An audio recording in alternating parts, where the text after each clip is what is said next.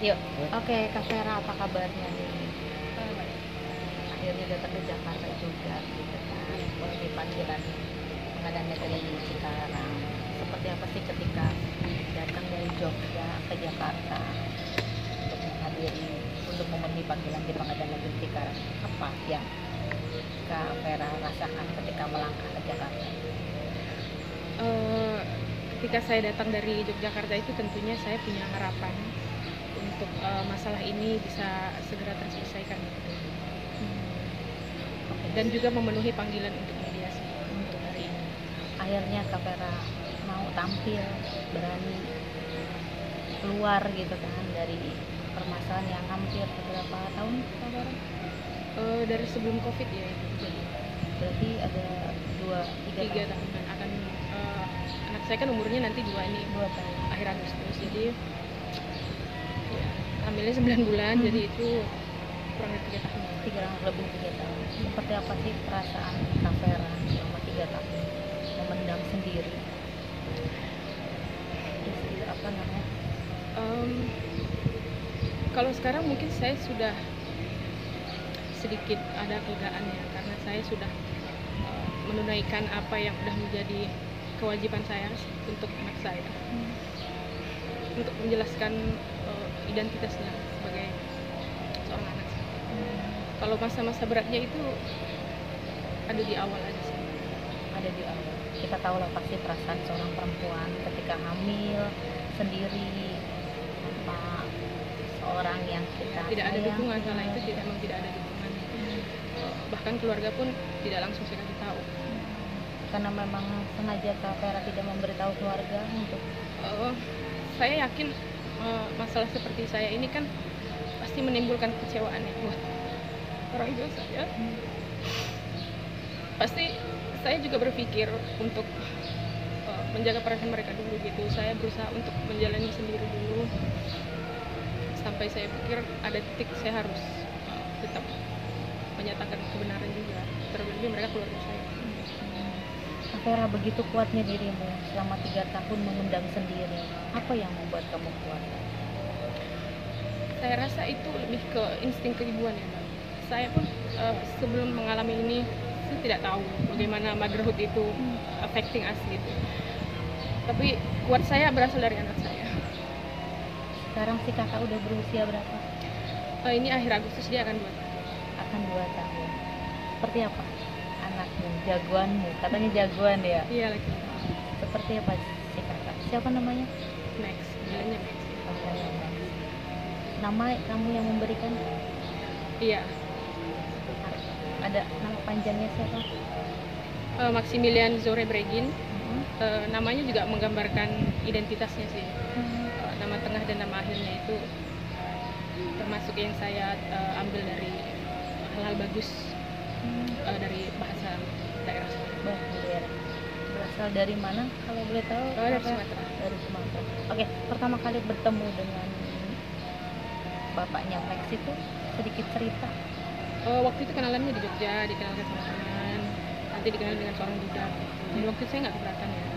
Kemudian setelah cukup lama berkenalan itu, ada kejadian itu, setelah itu Lulus kontak.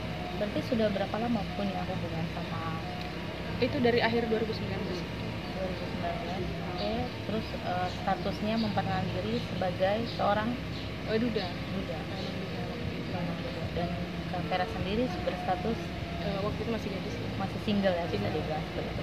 Oke, berapa lama kenalnya? Dalam arti kata sampai akhirnya ada Max sendiri.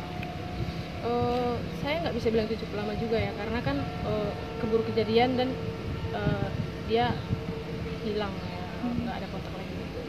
Karena sebelum saya menyatakan kejadian itu sebenarnya dia masih bisa dijangkau, tapi ketika sudah kejadian dia hilang begitu. Itu dalam arti kata Max sudah dalam kandungan. Berapa bulan pada saat itu? Itu saya ngasih tahu bulan 2 ya. Kemudian di media dia menikah tuh bulan 4. Itu usia kandungan sudah berapa bulan? Dari akhir 2019 itu.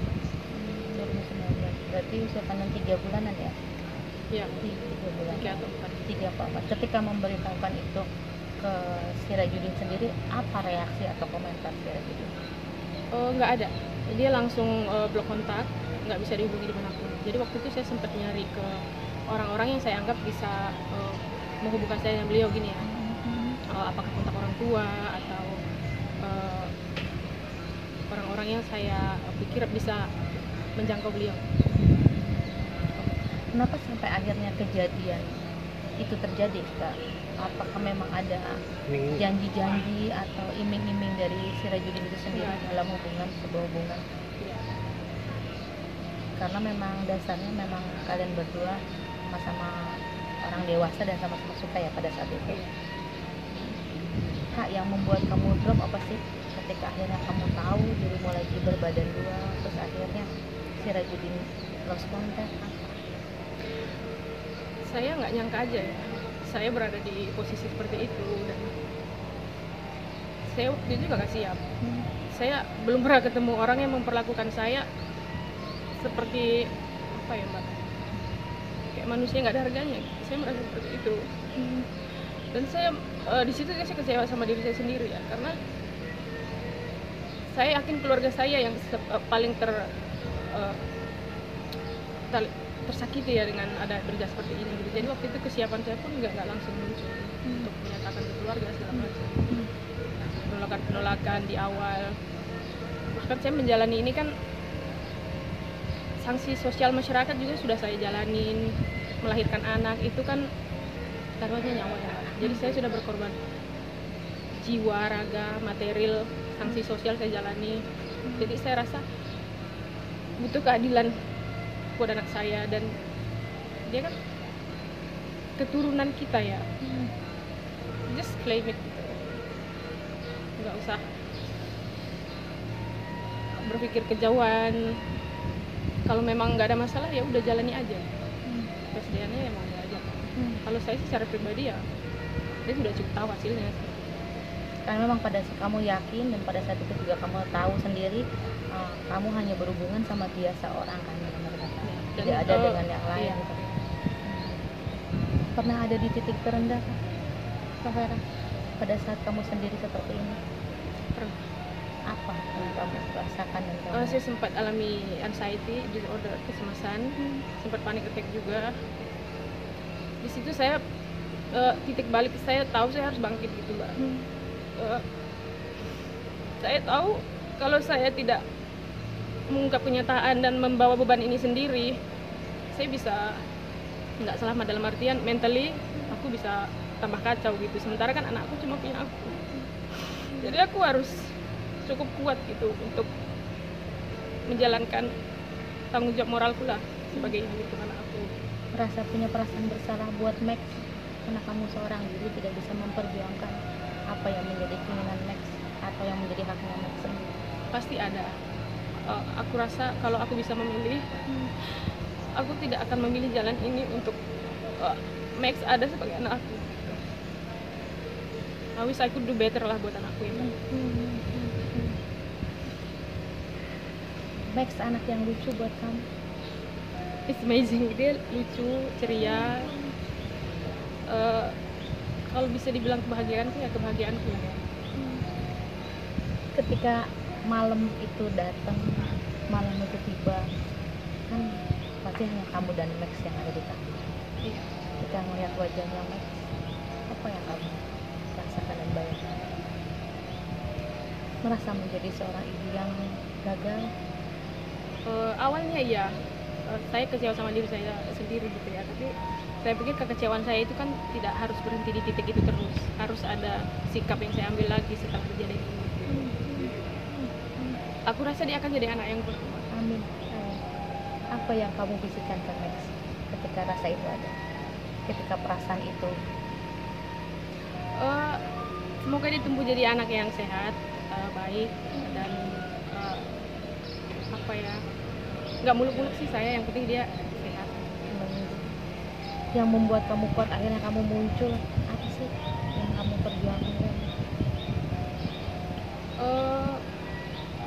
Kebenaran sih mbak.